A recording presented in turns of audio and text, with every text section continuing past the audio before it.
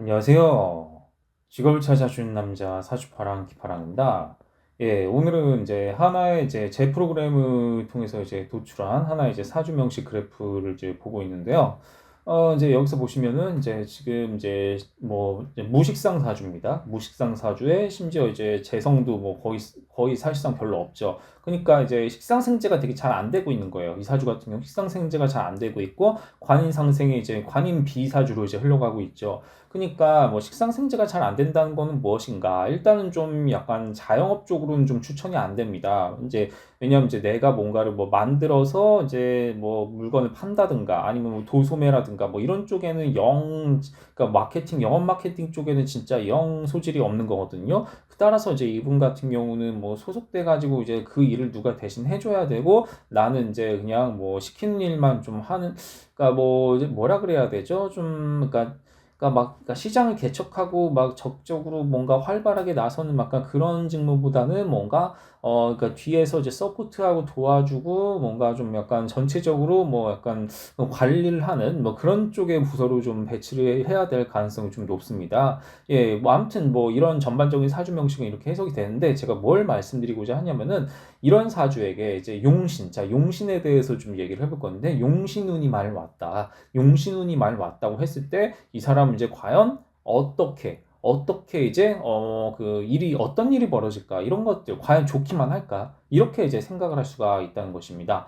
일단 이제 용신이라는 것은 그냥 쉽게 말해서 나한테 이제 부족한 거 온다는 얘기예요. 나한테 필요한 거 그러니까 뭐 이런 거죠. 우리나라에 바나나가 안 나요. 그러면 이제 바나나를 수입해야 되잖아요. 그러니까 그 바나나가 필요한 게 바로 이제 용신이 되겠습니다. 용신이 되는데 이제 예, 물론 이제 우리나라에 사과가 많이 나는데 사과를 수입할 필요 없고 수출을 해야 되잖아요. 그러니까 사과는 귀신인 거죠. 그러니까 사과가 귀신이고 바나나가 용신이라고 한다면은 바나나가 이제 들어와야 이제 어쨌든 우리에게는 뭐라 그래야 되죠? 좋은 거잖아요. 좋은 건데 그런데 이제 일단은 기본적으로 용신운이 온다는 것은 나한테 이제 없는 기운이 온다. 그러니까 우리나라에 뭐 바나나가 별로 없는데 바나나가 이제 수입될 수 있는 통로가 열린 거예요. 통로가 열린 거니까 어쨌든 그 운이 들어온다는 것은 조금 더 이제 우리나라에 다양한 과일이 이제 이렇게 조화롭게 분포할 수 있는 좋은 기회가 오는 거는 맞습니다. 좋은 기회가 오는 것은 맞고 사주에서는 이걸 내 마음의 흐름의 변화, 내 마음에 이제 부족한 기운이 왔기 때문에 조금 더 이제 조화롭게 세계를 열린 시야로 볼 수 있게 된다. 이렇게 이제 생각을 할 수가 있겠습니다.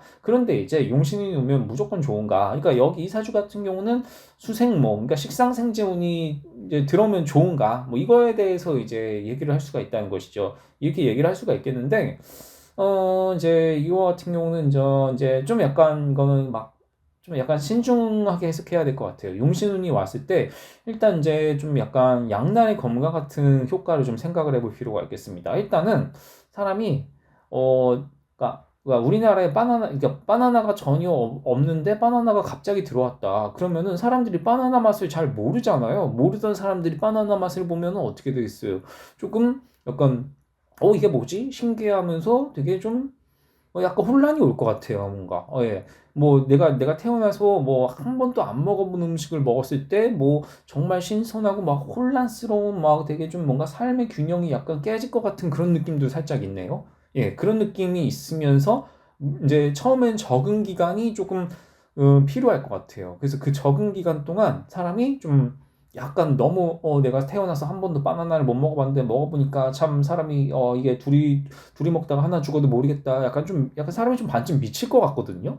예, 이런 상태를 좀 조심할 필요는 있겠습니다. 이런 상태들. 그러니까 안 하던 짓을 한다는 얘기예요. 그러니까 사주에 용신운이 들어온다는 거는 그 사람에게 없던 기운이 오는 거기 때문에 안 하던 짓을 갑자기 하게 된다. 그렇게 되면은 그 과정 속에서 뭔가 부작용이 없을 수는 없죠. 분명히 뭔가 잡음이 날 거란 말입니다. 그러니까 그런 측면의 부분들은 좀 조심할 필요는 있겠습니다. 근데 그 고비를 넘긴다면, 그 고비를 잘만 넘기면은 좀 약간 안정기로 접어들었을 때는 이제 비로소 나의 것으로 체화가 되면서 그것을 통해서 이제 좀 더 소기의 성과를 거둘 수 있는 뭐 그런 형태로 갈 수가 있거든요. 그러니까 용신운이 온다는 것은 물론 반길 일인 거는 맞아요. 그러니까 우리나라에 뭐 아무것도 없는 자원인데 그걸 수입할 수 있는 기회가 왔다. 이제 이런 거라고 이제 생각을 할 수가 있겠죠.